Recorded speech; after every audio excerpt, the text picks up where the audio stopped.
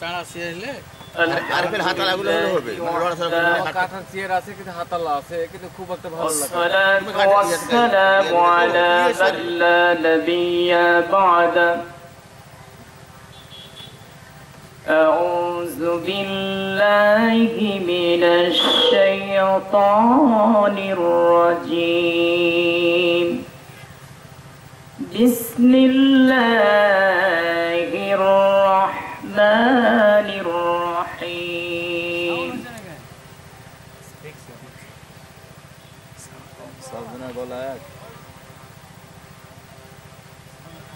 يسألوا أيان يوم القيامة فإذا برق البشر وخسف القمر وجمع الشمس والقمر يقول الإنسان يومئذ أين المفر كلا لا وزر إلى ربك يومئذ المستقر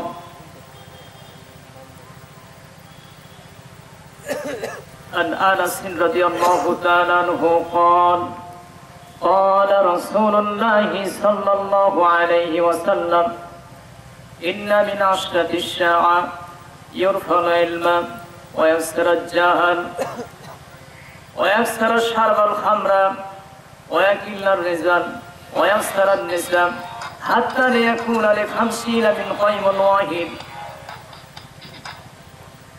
عن أنس رضي الله تعالى عنه قال قال رسول الله صلى الله عليه وسلم لا تقم الساعة أرض الله في الله والله عن حذيفة رضي الله تعالى عنه قال قال رسول الله صلى الله عليه وسلم لا تقم الساعة أسعد الناس في الدنيا لقى ابن لقى عن أبي هريرة رضي الله تعالى عنه قال قال رسول الله صلى الله عليه وسلم أن يمر الرسول بقبر الرسول يقول ليتني مكانه عن أنس رضي الله تعالى عنه قال قال رسول الله صلى الله عليه وسلم لا يؤمن أحدكم حتى أكون أحب إليه من والده وولده والناس أجمعين যুক্তিবাদের যুক্তিতে হয় যুক্তিবাদের যুক্তিতে হয় জাহেলিয়াতের আগমন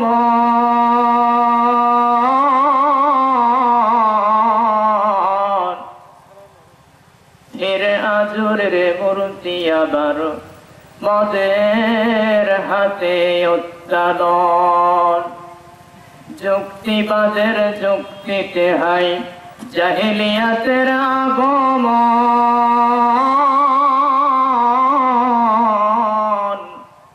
ফের আজরের মূর্তি আবার মদের হাতে উত্তোলন সাভারের মিনার কমলে সাভারের মিনার কমলে শাহাদাতেরই সাক্ষ্য হয় এদেশের ভার্সিটিতে কিসের মূর্তি দেখা যায় যুগে যুগে এমনি করে যুগে যুগে এমনি করে মূর্তি পূজক এসেছে স্বাধীনতার দোহাই পেড়ে মূর্তি ওরা গড়েছে যুক্তিবাদের যুক্তিতে হয় যুক্তিবাদের যুক্তিতে হয় জাহেলিয়াতের আগমন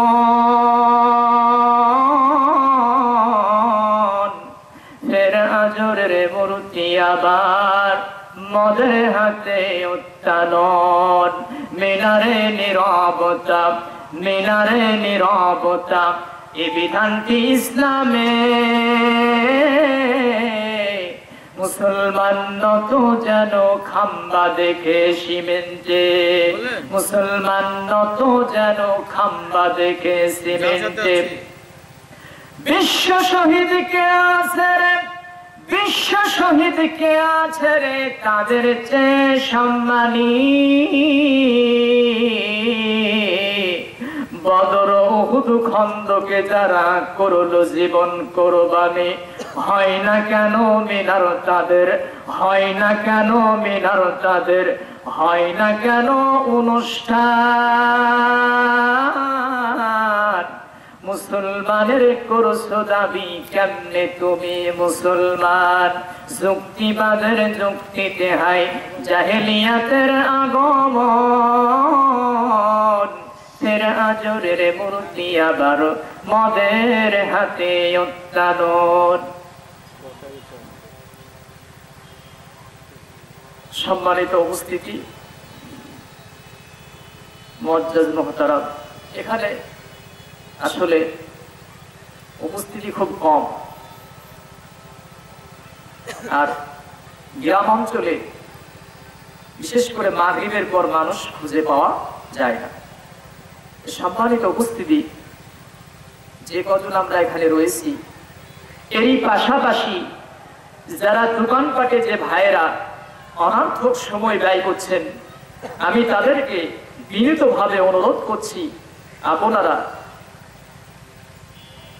এই মহতি জালসাকে সাফল্য মণ্ডিত করার জন্য অনর্থক সময় ব্যয় না করে রাস্তাঘাটে বিভিন্ন জায়গায় আপনারা ঘোরাঘুরি না করে, আড্ডা না পিটে মঞ্চের সামনে উপস্থিত হওয়ার জন্য বিশেষভাবে অনুরোধ করছি। প্রিয় হাজিরিন, সম্মানিত উপস্থিতি, আপনাদের সামনে আমি সূরা কিয়ামা এর 6 থেকে 12 নম্বর আয়াত পর্যন্ত তেলাওয়াত করেছি। এরই পাশাপাশি আল্লাহর রাসূল বিশ্বনবী জনাব মুহাম্মদুর রাসূলুল্লাহ সাল্লাল্লাহু আলাইহি ওয়াসাল্লাম এর অনেক হাদিসের ভিতরে কিয়ামতের আলামত বিষয়ে কয়েকটি হাদিস আপনাদের সামনে পেশ করা হয়েছে। আজকে আপনাদের সামনে আমি কিয়ামতের আলামত বিষয়ে সংক্ষিপ্তভাবে কিছু আলোচনা পেশ করার চেষ্টা করব ইনশাআল্লাহ। কিয়ামতের আলামত এটাকে দুই ভাগে ভাগ করা যায়। একটা হচ্ছে আলামতে সুগরা, তার মানে ছোট ছোট কিছু আলামত রয়েছে।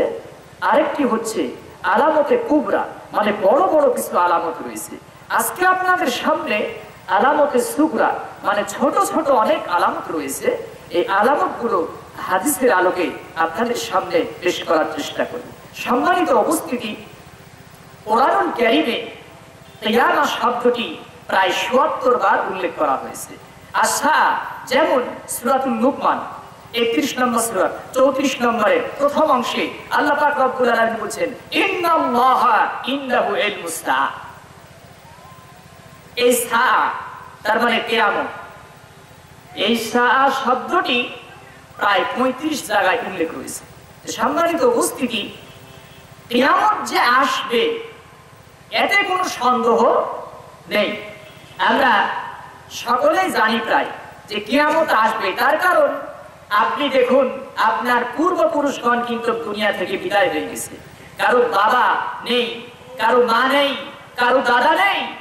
এইভাবে পূর্বপুরুষগণ, দাদা তার দাদা, এইভাবে দেখা যাচ্ছে সবাই কিন্তু এই দুনিয়ার জমিন থেকে চলে গেছে। আমরাও একদিন চলে যাব। একদিন এই পৃথিবী ধ্বংস হয়ে যাবে, হালাক হয়ে যাবে, শেষ হয়ে যাবে। এটাই চূড়ান্ত কথা। যে সম্মানিত উপস্থিতি, এখন কিয়ামতটা যে কখন হবে এই জ্ঞানটা কিন্তু পৃথিবীর কোনো মানুষের জানা নেই।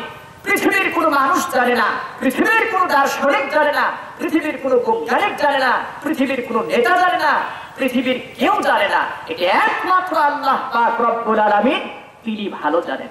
তবে কিয়ামতের কিছু লক্ষণ আছে। আমি বলি, উদাহরণ দিয়ে দৃষ্টান্ত দিই, যে যখন দেখবেন যে ট্রেন যদি আসে, যে ট্রেন আসার অন্তত 1 কিলোমিটার দূর থেকে, মানে 1 কিলোমিটার আগ থেকে আপনার একটা সিগন্যাল দেয়, হরেন দেয় না? একটি হরেন দেয়, জানাচ্ছে যে ট্রেন আসছে। 1 কিলোমিটার অথবা 2 কিলোমিটার দূর থেকে শোনা যায় যে সিগন্যাল দেয় যে আমি আসছি। এটাকে বলা হয় আলামত, চিহ্ন। যদি বাস আপনি দেখেন অন্তত 200 গজ অথবা মোটামুটি 500 গজ দূর থেকে একটি সাইরেন দেয়, হর্ন দেয়, বোঝা যাচ্ছে বাস আসছে। মোটরসাইকেল আমরা দেখি, সেও কিন্তু একটি হর্ন দেয় যে এখন মোটরসাইকেল এখন আসছে। এমনকি ছেলে পিলে বাচ্চারা যখন সাইকেল চালায় তখন একটি বেল দেয় না, তাহলে 10 হাত দূর থেকে বা 20 হাত দূর থেকে একটি সিগন্যাল দেয় যে আমি আসছি। কিয়ামতের আলামত, কিয়ামত যে আসছে এরও কিন্তু সিগন্যাল আছে, এরও কিন্তু চিহ্ন আছে, এরও কিন্তু আলামত আছে। আজকে আপনাদের সামনে এই বিষয়টি তুলে ধরবো ইনশাআল্লাহ হাদিসের আলোকে এবং কোরআন এবং হাদিস। যেহেতু আমি বলেছি সাআ কথাটি কোরআনুল কারীম, এর ব্যাখ্যা হচ্ছে হাদিস। আমরা হাদিস দ্বারা জিনিসটা সুন্দরভাবে ভেঙে ভেঙে বোঝার চেষ্টা করব, তাহলে আমরা বুঝতে পারছি কিয়ামত অবশ্যই আসবে। আর এই জ্ঞানটি একমাত্র আল্লাহর হাতে রয়েছে। আল্লাহ রাসূল বিশ্ব নবী জনাবে মুহাম্মদুর রাসূলুল্লাহ সাল্লাল্লাহু আলাইহি ওয়াসাল্লাম তিনি যা বলেছেন সব সত্য কথা বলেছেন। তিনি জীবনে কোনোদিন মিথ্যা কথা বলেননি। আবু জেহেলের মতো লোক সেও বলেছেন যে আল্লাহ আমিন, তার মানে গোটা বিশ্বের কাছে, শুধু আরবে নয়, মদিনাতে নয়, মক্কাতে নয়, তায়েফে নয়, সিরিয়ায় নয়, মিশর নয়, ইরাক নয়, ইরান নয়, আফগানিস্তান নয়, ফিলিস্তিন নয়, কুয়েত নয়, তাম পৃথিবীর মানুষের কাছে আবু জেহেলের মতো বড় ধরনের কাফির, এই কাফির পর্যন্ত বলেছেন যে তিনি আলামিন, তার মানে গোটা বিশ্বের কাছে তিনি ছিলেন বিশ্বাসী। তার মানে রাসূল মিথ্যা কথা বলেননি। তাহলে রাসূল যেটা বলেছেন সেটা অবশ্যই সত্য কথা বলেছেন। আল্লাহর রাসূল বিশ্বনবী জনাবে মুহাম্মদুর রাসূলুল্লাহ সাল্লাল্লাহু আলাইহি ওয়াসাল্লাম আজ থেকে 1500 বছর পূর্বে তিনি বলছেন, আনাস রাদিয়াল্লাহু তাআলা আনহু قال قال رسول الله صلى الله عليه وسلم ان من اشراط الشام يرفع العلم।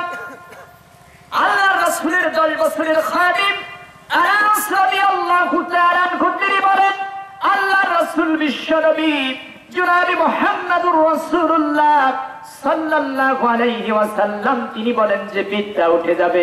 আর আমরা দেখছি বিদ্যা বেড়েই চলেছে।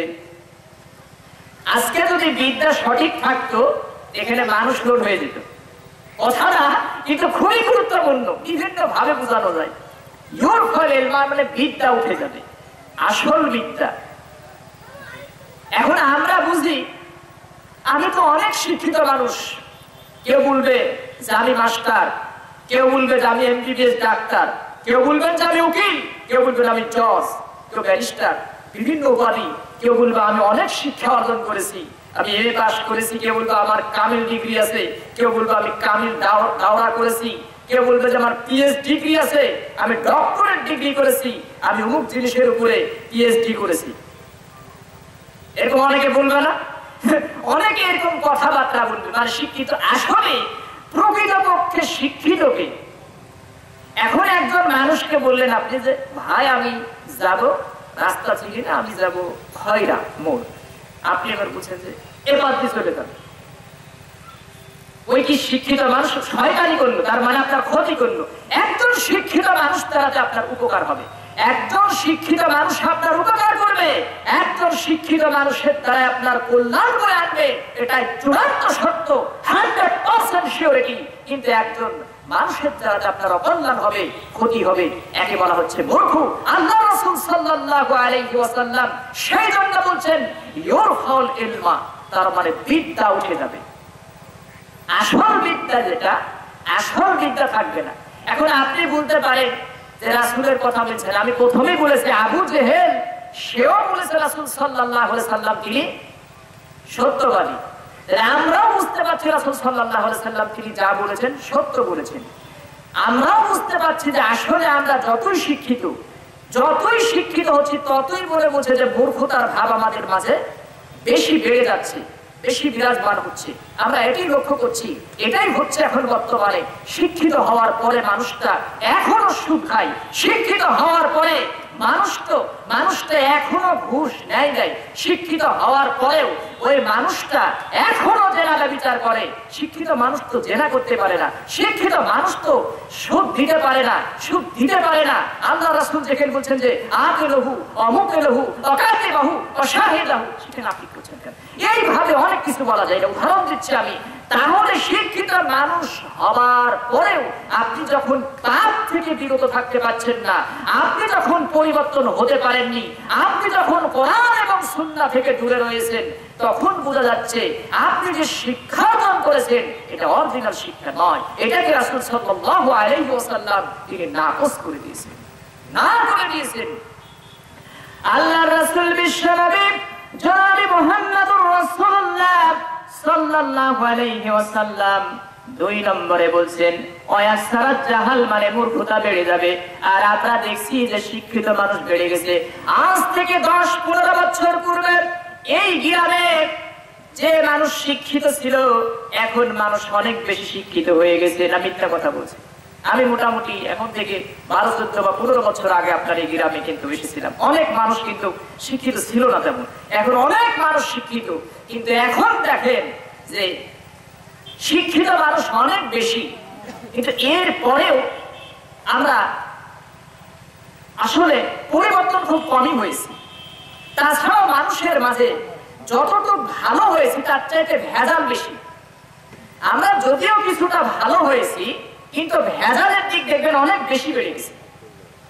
এটাই রাসূল সাল্লাল্লাহু আলাইহি ওয়াসাল্লাম তিনি বলছেন যে মূর্খতা, মূর্খের কাজ গন্ডগোল করা, মারামারি করা, ঝামেলা করা, জমিনের আইন ফেলা, যত রকমের খারাপ কাজ মূর্খ মানুষ করে। যে এই মূর্খতা রাসূল বলছেন যে বেড়ে যাবে, বেশি বেশি হয়ে যাবে। রাসূল সাল্লাল্লাহু আলাইহি ওয়াসাল্লাম তিনি প্রায় 1450 বছর পূর্বে তিনি বলেছেন, আর এখন আমরা তা বাস্তবে দেখছি।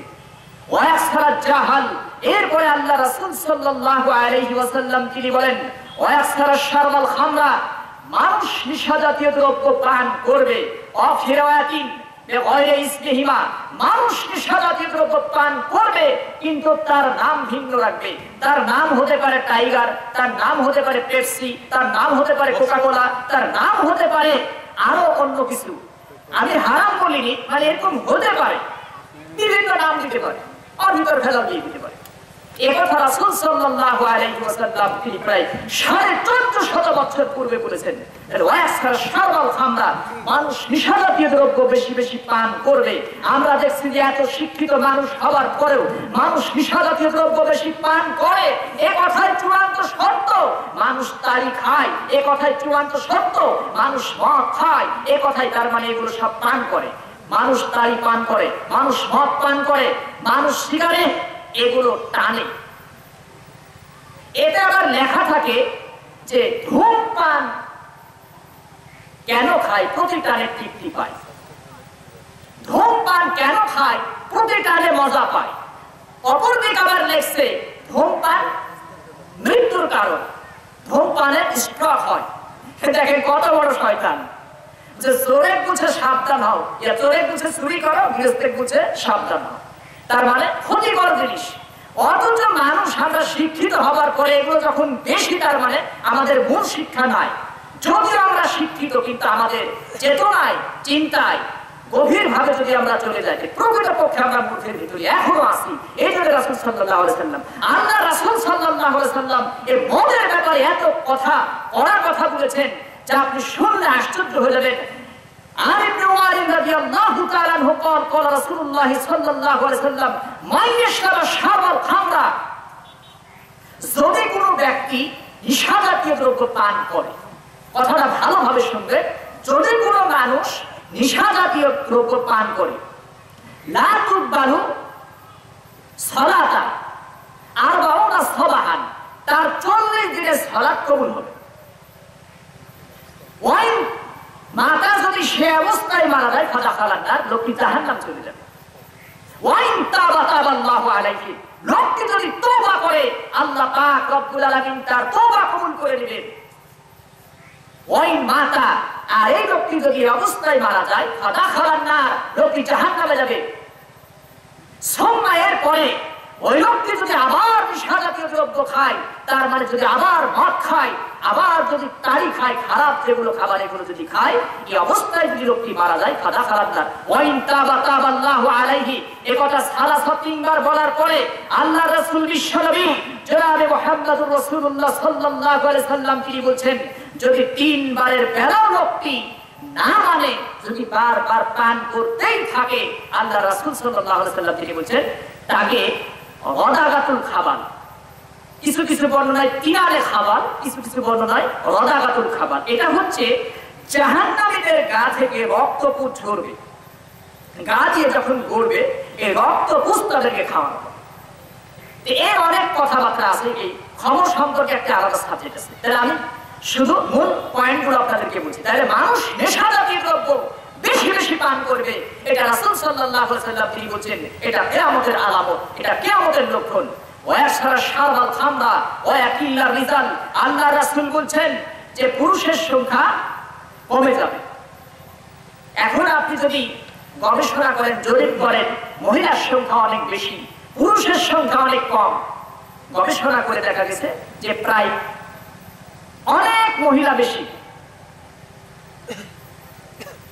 তাহলে আমরা বুঝতে পারছি রাসূল সাল্লাল্লাহু আলাইহি সাল্লাম তিনি বলছেন যে পুরুষের সংখ্যা কিছু কম হবে।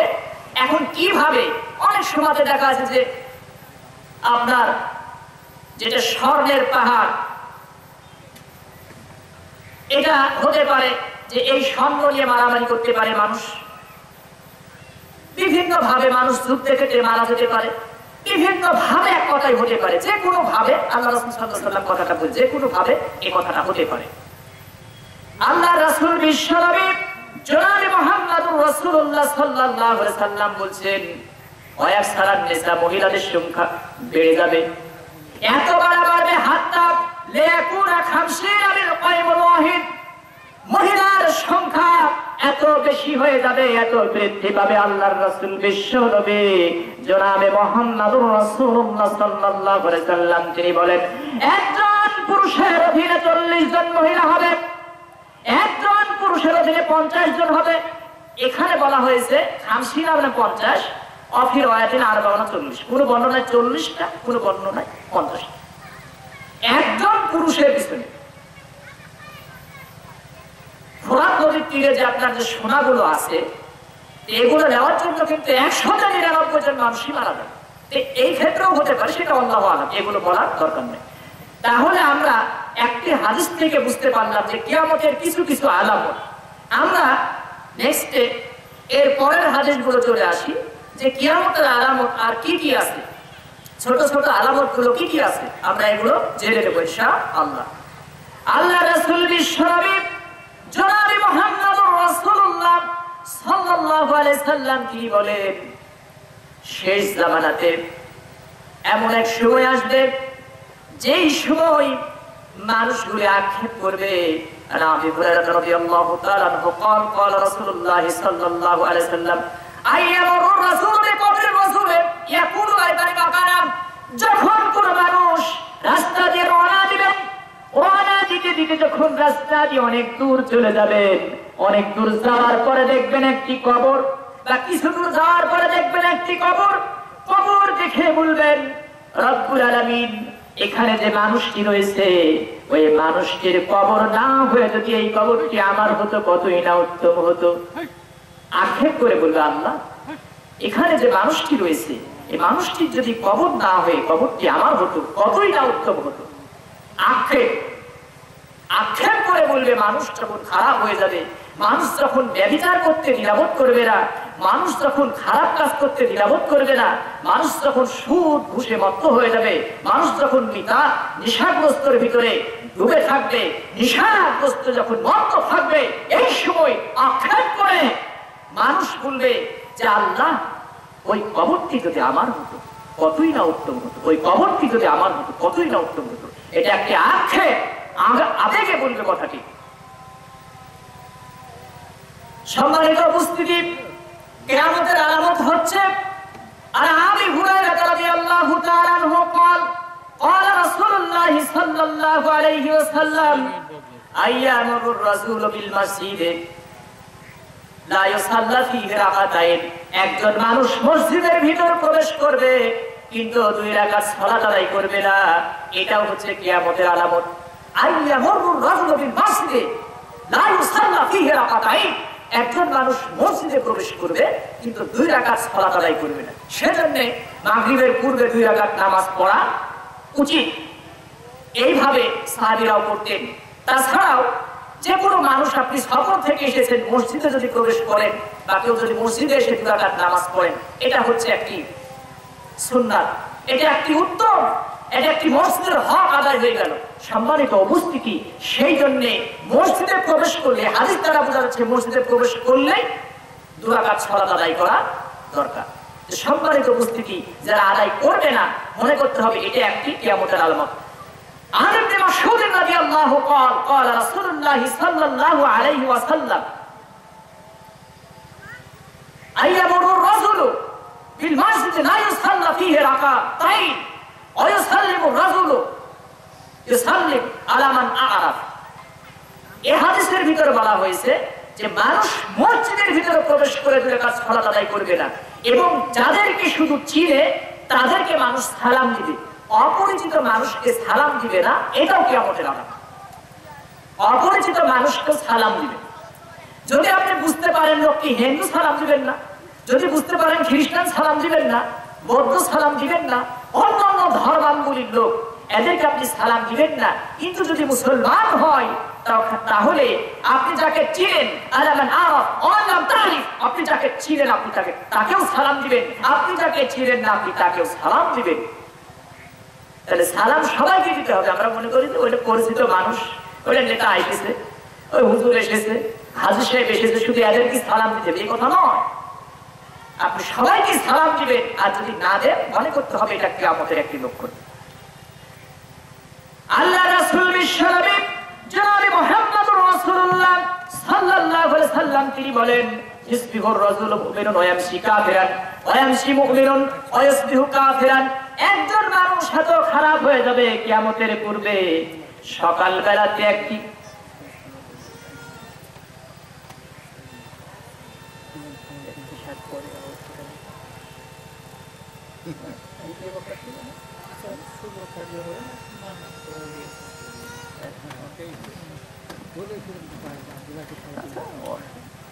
চলো যাইতে না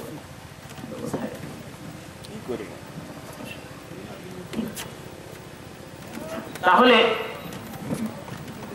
একজন মানুষ সকালে মুমিন থাকবে, সকালে আপনি কথা দিয়েছেন কালকে অমুকের কাজে যাবেন, এটা অহরহ ঘটছে। ওখানে আবার বাগধারীতে অনেক মানুষ কথা দেয় যে কালকে কাজে যাব, আর একজনের কাজে হঠাৎ চলে গেছে, ওই বলেছে যে 50 টাকা বেশি দেব, ওর কামে চলে গেছে। এটা মুনাফিকের একটি আলামত এবং কিয়ামতেরও আলামত। এটি কি মুনাফিকের একটি আলামত, আবার কিয়ামতের একটি আলামত যে ইউসবিহুর রাজুলু মুমিনুন ওয়া ইয়ামশি কাফিরান ওয়া ইয়ামশি মুমিনুন ওয়া ইউসবিহু কাফিরান। একজন মানুষ সকালে মুমিন থাকবে, সন্ধ্যা হতে হতে কাফির হয়ে যাবে। একজন মানুষ সন্ধ্যা বেলাতে মুমিন থাকবে, সকাল হতে হতে কাফির হয়ে যাবে। এটা রাসূল সাল্লাল্লাহু আলাইহি সাল্লাম 1500 বছর পূর্বে প্রায় বলেছেন। এখন বাস্তব আমরা দেখছি এরকম বুঝে কাল কাজে যাবো, লোকে খুঁজেই পাওয়া যায় না, আর একজনের কাজ চলে গেছে। এটা হচ্ছে কিয়ামতের আলামত। সম্মানিত উপস্থিতি, যেহেতু এশার সালাতের সময় হয়ে গেছে, মানে এশার আজানের সময় হয়ে গেছে, সুতরাং আমরা আলোচনা দীর্ঘায় করছি না। কিছু নাই, হ্যাঁ কিছু নাই, এটা টাকাটুকি লওয়ার টাকা টুকি এখন তো নাই। পরের দিন, যা হোক পরের দিন আলোচনা আর আমরা আগাতে পারছি না। অনেক এরকম হাদিস রয়েছে, আপনাদেরকে ঘন্টার পর ঘন্টা শোনানো যায় বিষয়ভিত্তিক আলোচনা। যাই হোক, আসুন আমরা দল মত নির্বিশেষে সেই মহান স্রষ্টা, সেই মহান রব, সেই আল্লাহ পাক রব্বুল আলামিন তাবারাক ওয়া তাআলা, আল্লাহ সুবহানাহু তাআলা, তাকে ভয় করে যাতে আমরা আমাদের ঈমানকে টিকিয়ে রাখতে পারি। আল্লাহ রাসূল বিশ্বনবী জনাব মুহাম্মদুর রাসূলুল্লাহ সাল্লাল্লাহু আলাইহি সাল্লাম তিনি বলেন, শেষ সময় যদি কোনো মানুষ তার ঈমানকে টিকিয়ে রাখতে পারে তাহলে পারে তাকে 50 জন সাহাবী সরাসরি প্যানেলে চলে আসেন। কিছুক্ষণের মধ্যে আমাদের বক্তা উঠবে ইনশাআল্লাহ। ওই শামসুর যাকে পানি টানি খাওয়া যায় দিয়ে বাড়ি যাবে মালিক কি বলতে এবারে কেরাত দিয়েই আমাদের জালসার কাজ শুরু হবে। কোরআন তেলাওয়াতের পরেই জালসার কাজ শুরু হবে ইনশাআল্লাহ। এখন কোরআন তেলাওয়াত করছেন মোহাম্মদ আব্দুল মালিক। السلام عليكم ورحمة الله وبركاته. أعوذ بالله من الشيطان الرجيم. بسم الله الرحمن الرحيم. وكذلك أوحينا إليك روحا من أمرنا ما كنت تدري ما الكتاب ولا الإيمان ولكن جعلناه نورا نهدي به من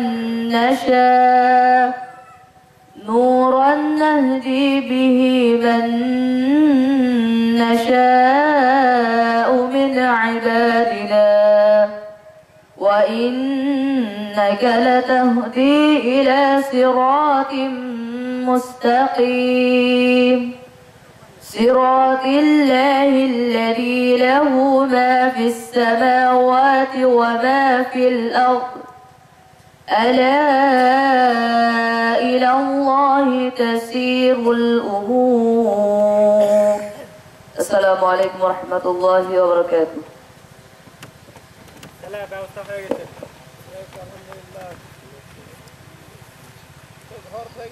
আমার ইমাম সাহেবকে একটু খাওয়া দাওয়ার ব্যবস্থা করে দিতে হবে। আলমগীর আমার ইমাম সাহেবকে একটু খাওয়া দাওয়ার ব্যবস্থা করতে হবে। আমি বললাম যে আপনার তো বিদায় নেওয়া হয়নি, আপনি শেষ করতে পারেননি, এখানে সরাতে চলে আসলাম। তা আপনি দু কথা বলে শেষ করে একটা বিদায় নিয়ে আসেন, আসবেন না বলছে যে আমি আর যাবো না, ওই যে লোক নাই জোর নাই, কার কাছে কি বলবো। আমি লোকজন তো হবেই, এখন না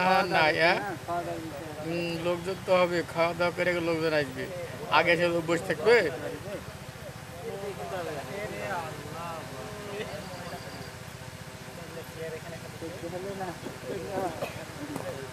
আলহামদুলিল্লাহ, আমাদের হ্যান্ডেলের যেই বক্তার নাম আমরা প্রচার করেছিলাম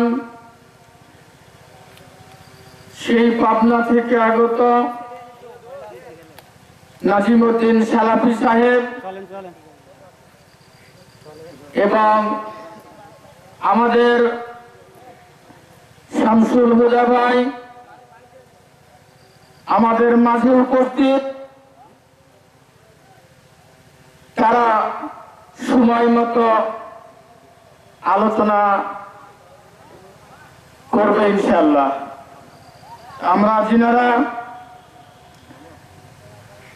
আসলে এখানে সেখানে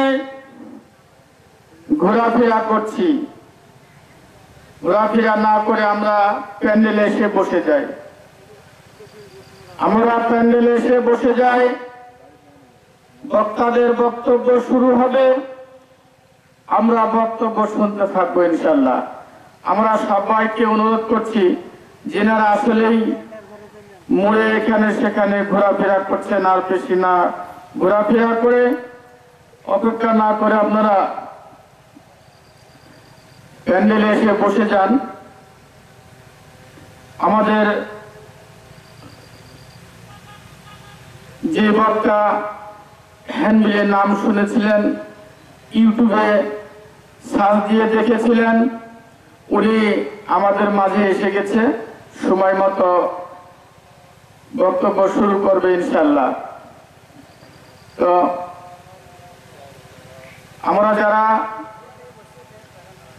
আসলে এদিকে সেদিকে ঘোরাফেরা করছি, ঘোরাফেরা না করে জালসা মঞ্চে এসে বসে যাই। কিছুক্ষণ পরে আমাদের বক্তাদের বক্তব্য শুরু হবে।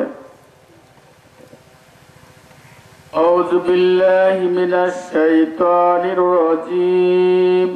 ইব্রাহিম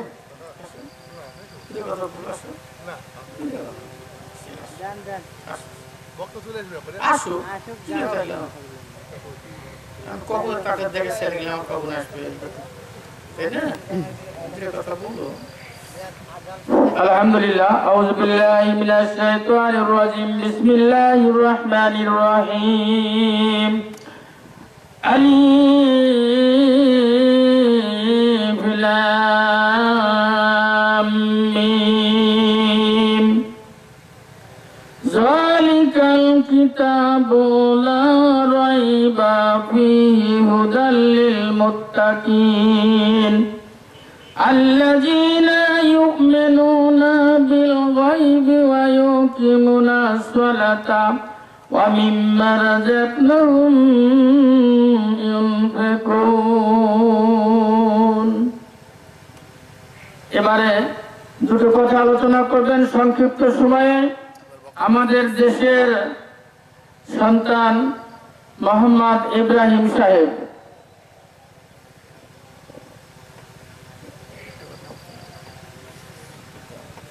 السلام عليكم ورحمة الله وبركاته. الحمد لله وحده والصلاة والسلام على من لا نبي بعده. فأعوذ بالله من الشيطان الرجيم. فاسألوا أهل الذكر إن كنتم لا تعلمون. وقال النبي صلى الله عليه وسلم: خيركم من تعلم القرآن وعلمه. وقال النبي صلى الله عليه وسلم: فريضة علم كل مسلمون والمسلمة. প্রশংসা আল্লাহ সুবহানাহু ওয়া তাআলার জন্য, সকলে বলি আলহামদুলিল্লাহ। শান্তি অবতীর্ণ হোক নবী মুহাম্মদ রাসূলুল্লাহ সাল্লাল্লাহু আলাইহি ওয়াসাল্লামের প্রতি। আল্লাহুম্মা সাল্লি আলাইহি আল্লাহুম্মা বারিক আলাইহি। সম্মানিত উপস্থিতি, দ্বীনি বৈঠকে উপস্থিত হওয়া, দ্বীনি বৈঠকে কথা বলা, দ্বীনি বৈঠকে কথা শোনার গুরুত্ব কতখানি। আবু হুরায়রা রাদিয়াল্লাহু তাআলা আনহু বলেন, রাসূল সাল্লাল্লাহু আলাইহি ওয়াসাল্লাম বলেছেন,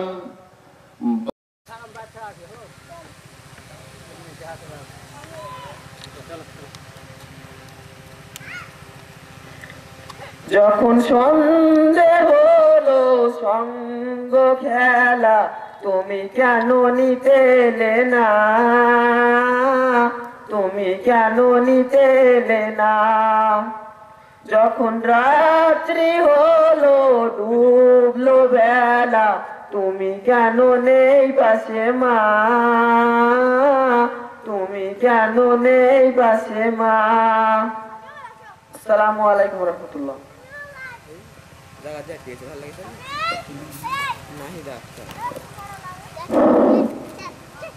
এবারে আলহামদুলিল্লাহ, এবারে একটি ছোট্ট মেয়ে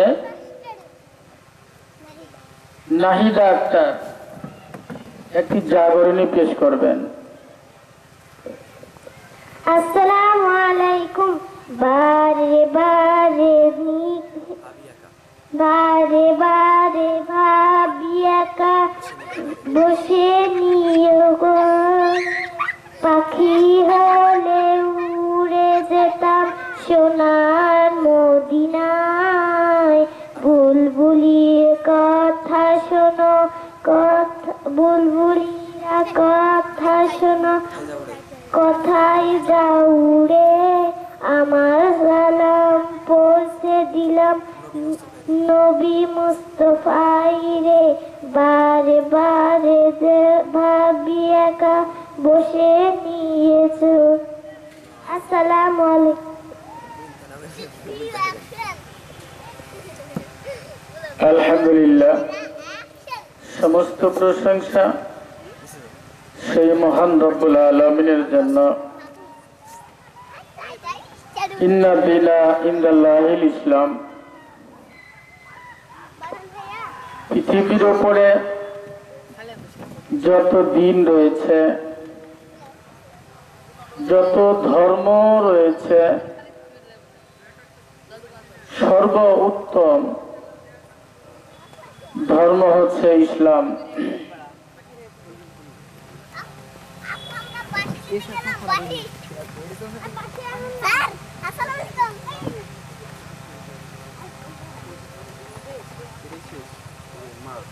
ইন্না দিনা ইনদাল্লাহিল ইসলাম। সবচাইতে উত্তম ধর্ম হচ্ছে ইসলাম, যেই ধর্মটা আমরা গ্রহণ করেছি। এই ধর্মের 5টি স্তম্ভ রয়েছে, 5টি খুঁটি রয়েছে, 5টি পথ রয়েছে। কালেমা, নামাজ, রোজা, হজ ও যাকাত।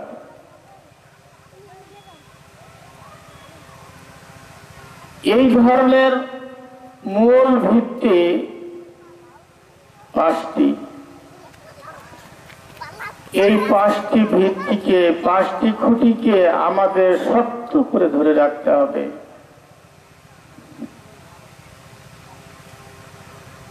কালেমা নিয়েই আমরা পৃথিবীতে এসেছি। মুসলমানের প্রথম বাক্য, প্রথম গান, প্রথম সুর হচ্ছে লা ইলাহা ইল্লাল্লাহ। কালেমা তয়্যবা করং, কালেমা তয়্যবা করং সর্বদা পাঠন। স্বর্গের চাবি ইহা রাখিও শরণ। কালেমা তয়্যবা করং সর্বদা পাঠন। স্বর্গের চাবি ইহা রাখিও শরণ। কালেমার চারে গড়ি দাঁত না গড়িলে খুলবে না, তোলা যাবে নরকের জেলে। হে সুধী স্বর্গে, হে সুধী স্বর্গে যেতে যদি চাই মন, আমল করিয়া কর সার্থক জীবন। লা ইলাহা ইল্লাল্লাহ, লা ইলাহা ইল্লাল্লাহ মুহাম্মাদুর রাসূলুল্লাহ।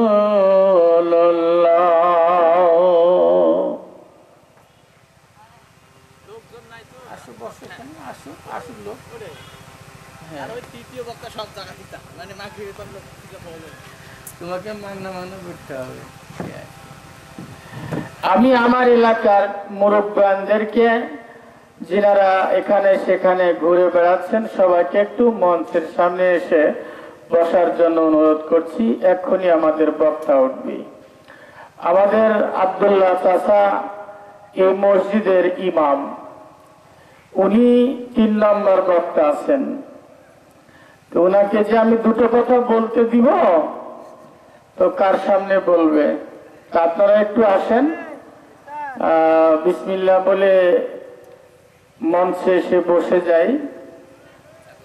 আমার নাইম মামাকে বলে এসে চেয়ারের পরে বসলেন। আসেন, বিলম্ব না করে জালসাকে সম্মানজনক ভাবে একটু বসে যাই। আমরা এলাকার লোক না বসলে বাইরের লোক তো পরে আসবে।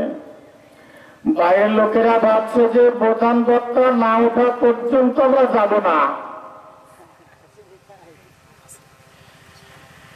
এটাই ভাবছে। দবির ওরা আব্দুল্লাহরা বকতে থাকুক, প্রধান বক্তা উঠলেই তখন যাব। তো আমার এলাকার পাড়া প্রতিবেশী যিনারা আছেন, আমার মসজিদের মুসল্লিয়ানেরা যারা আছেন, তিনারা একটু এই সময়ের সম্মান দিয়ে একটু বসে যায়। আলহামদুলিল্লাহ, আমার সাদিকুল চাচা প্রথমেই এই মঞ্চের অধিকার পেশন করেছেন। আলহামদুলিল্লাহ, 1 নম্বরেই উনি আমার সামনে বসেছে। আমার নাইম মামা কেবল বসবে বসবে ভাব করছে। যা হোক, ইতিমধ্যেই মোহাম্মদ সোহান আলী একটি জাগরণী পেশ করবে। আসসালামু আলাইকুম ওয়া রাহমাতুল্লাহি ওয়া বারাকাতুহু। হৃদয়ের পাতায় তোমারই ছবি, তুমি ছাড়া বৃথা যে সবই। হৃদয়ের পাতায় তোমারই ছবি, তুমি ছাড়া বৃথা যে সবই। তুমি ছাড়া শূন্য শূন্য লাগে পৃথিবী। তুমি কামলিওয়ালা, তুমি কাউসারওয়ালা। তোমারই প্রেমে গেঁথেছি ফুলের মালা। তুমি কামলিওয়ালা, তুমি কাউসারওয়ালা। তোমারই প্রেমে গেঁথেছি ফুলের মালা। মনের খাতায় তোমার নাম লিখেছি 1000 বার। স্বপ্নেও গো প্রিয় দেখা দাও একবার। মনের খাতায় তোমার নাম লিখেছি 1000 বার। স্বপ্নেও গো প্রিয় দেখা দাও একবার। মনের খাতায় তোমার নাম লিখেছি 1000 বার। স্বপ্নেও গো প্রিয় দেখা দাও একবার।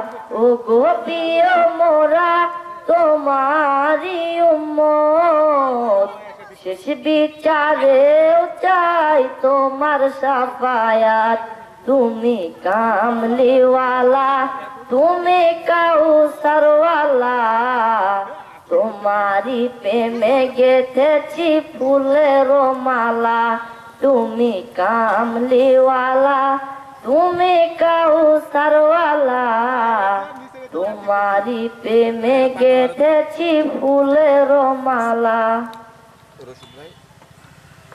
দুজাহানের বাদশা তুমি, গাই তোমারই গান। তোমার প্রেমে সৃজন হলো এই জমিন ও আসমান। দুজাহানের বাদশা তুমি, গাই তোমারই গান। তোমার প্রেমে সৃজন হলো এই জমিন ও আসমান। দুজাহানের বাদশা তুমি, গাই তোমারই গান। তোমার প্রেমে সৃজন হলো জমিন ও আসমান। ও গো প্রিয় মোরা তোমারই উম্মত। শেষ বিচারেও চাই তোমার শাফায়াত। তুমি কামলিওয়ালা, তুমি কাউসারওয়ালা।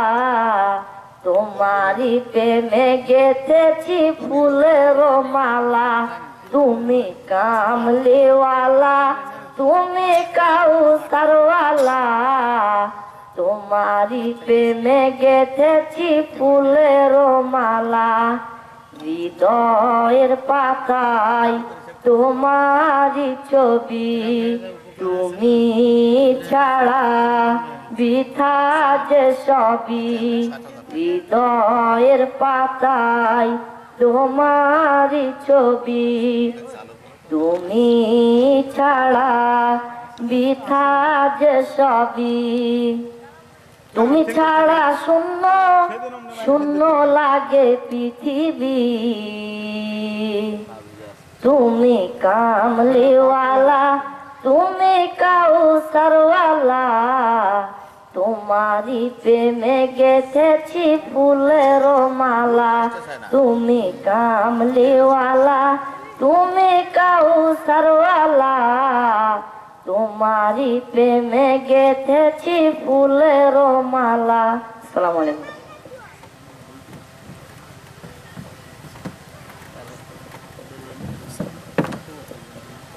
আলহামদুলিল্লাহ, আমি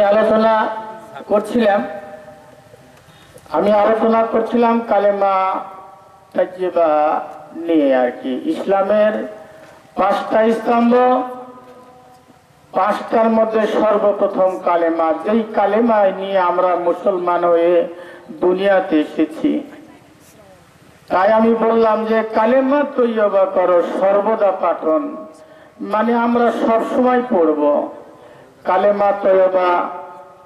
যেখানে যাব সেখানেই পড়ব, যেখানে যাব সেখানেই পড়ব। কালেমাকে আমরা সাথী করে নিব। আমার জীবনের প্রথম গান হিসাবে, আমার জীবনের প্রথম বাক্য হিসাবে আমরা এটাকে মেনে নিব আর সবসময় তেলাওয়াত করব। আমাদের গানের সুরই হচ্ছে লা ইলাহা ইল্লাল্লাহ মুহাম্মাদুর রাসূলুল্লাহ সাল্লাল্লাহু আলাইহি ওয়াসাল্লাম। আমরা এই কথা বলতেই থাকবো।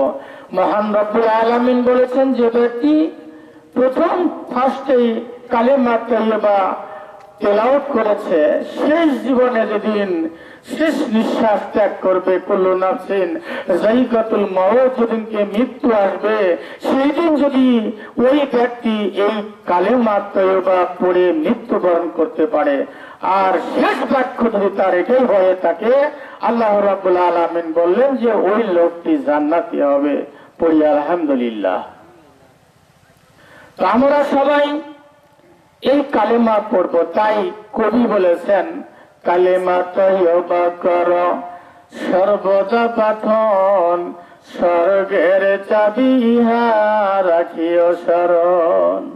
স্বর্গে যেতে হলেই এই চাবি লাগবে, তাই বলছে স্বর্গের চাবি ইহা রাখিও স্মরণ। কালেমার চারি ঘুরে দাঁত না ঘুরিলে, খুলিবে না তালা, যাবে নরকের জেলে। যদি এই চাবি তৈরি করতে না পারেন, তালাও খুলবে না, নরকের জেলে যেতে হবে, জাহান্নামে যেতে হবে। আপনার মুখে এই বাক্য কখনোই আসবে না, মৃত্যুবরণ হয়ে যাবে, কিন্তু এই কালেমা পড়তে পারবেন না। এই কালেমা না পড়ে যদি মৃত্যুবরণ করেন, তাহলে মহান রব্বুল আলামিন বললেন ওই লোকটি জাহান্নামে যাবে। তাই বলছিলাম কালেমা তাইয়্যিবা করো সর্বদা পাঠন, স্বর্গের চাবি ইহা রাখিও স্মরণ। কালেমার চারি ঘুরে দাঁত না ঘুরিলে, খুলিবে না তালা, যাবে নরকের জেলে। এ শুধু স্বর্গে যেতে যদি চাই মন, আমল করিয়া কর সার্থক জীবন। লা ইলাহা ইল্লাল্লাহ, লা ইলাহা ইল্লাল্লাহু মুহাম্মাদুর রাসূলুল্লাহ। আমরা যারা এখানে সেখানে আসলে ঘোরাফেরা করছি, আমরা সবাই একটু এসে বসে যাই। এই সাদুরপাড়ার আমার সামনে বসা মাত্র সাদিকুল ইসলাম, আমার আজিজুল চাচা, আর একজন রয়েছে আমার ভাগ্নে এরাই, আর আমার আব্দুল্লাহ ভাই এসেছে, আমার শ্রদ্ধেয় চাচা যান আব্দুল সাহেব ওই খামারপাড়া থেকে এসে বসেছেন। এই মঞ্চের সম্মান রক্ষা করেছেন। কিয়ামতের দিন আল্লাহ রাব্বুল আলামিন ইনাদেরও সম্মান রক্ষা করবে, বলি আল্লাহুম্মা আমিন। এখানে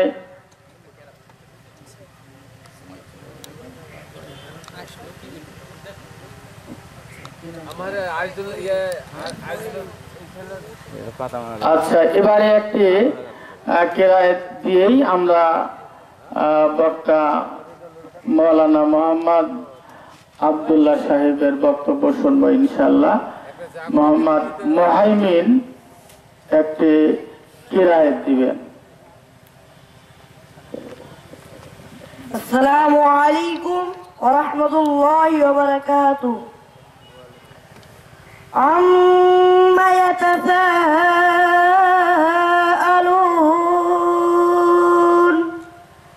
আনিন নাবাইল আযীম আল্লাযী হুম ফীহি মুখতালিফুন কাল্লা সায়া'লামুন সুম্মা কাল্লা সায়া'লামুন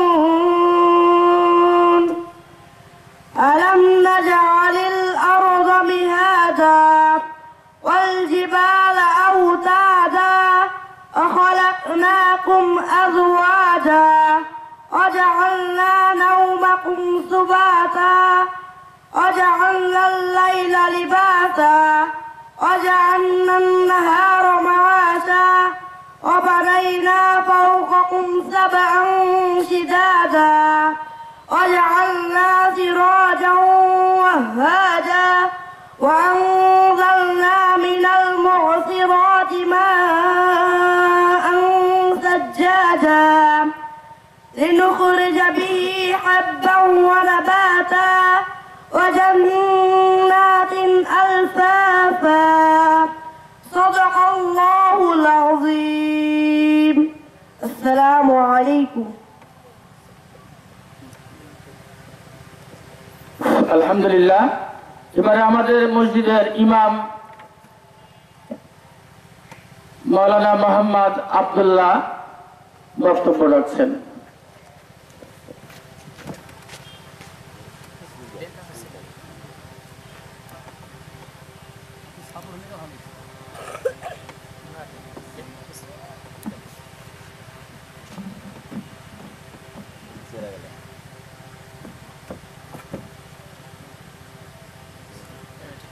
আনার চলে গেল। কাঠের চেয়ার লাগতো রে বেটা। হ্যাঁ, কাঠের চেয়ার। কাঠের চেয়ার? হ্যাঁ, কটা? একটা হইলে হয়তো বক্তব্য তো মূল বিষয় একটা। আসসালামু আলাইকুম ওয়া রাহমাতুল্লাহি ওয়া বারাকাতুহু। লড়াচড়া করবেন তো? কাঠের চেয়ার? হ্যাঁ, লড়াচড়া করবেন। হাতালা? হাতালা। আর না হলে হাতালা এগুলো হলে হয় মনে হয় না ভাই? হ্যাঁ, ইয়েগুলো হলো, হাতালাগুলো হলো। মানে এটা